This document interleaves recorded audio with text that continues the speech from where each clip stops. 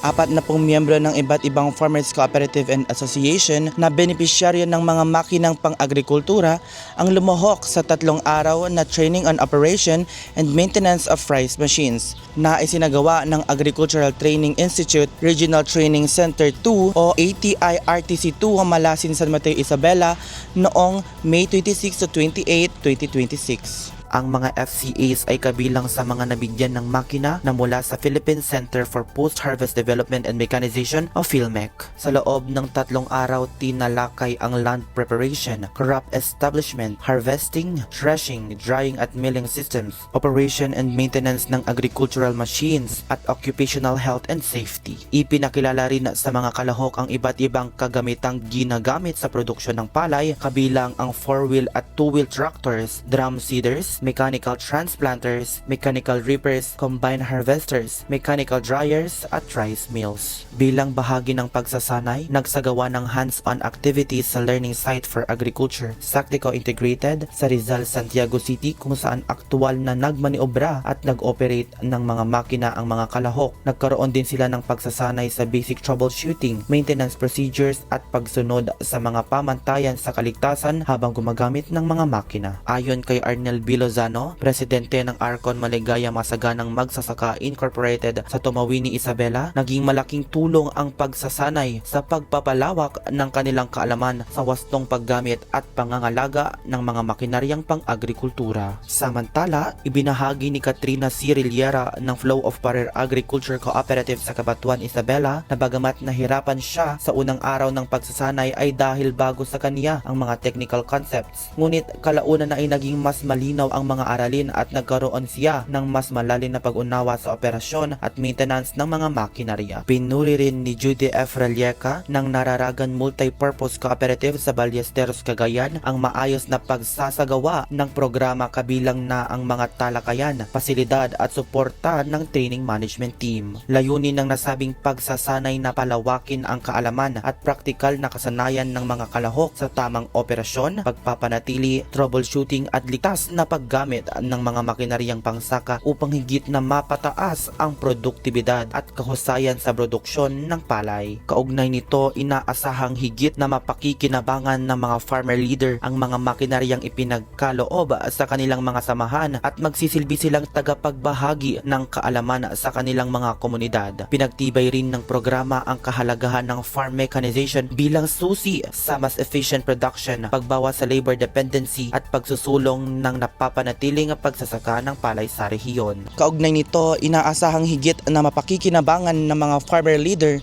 ang mga makinaryang ipinagkaloob sa kanilang mga samahan at magsisilbi silang tagapagbahagi ng kaalaman sa kanilang mga komunidad.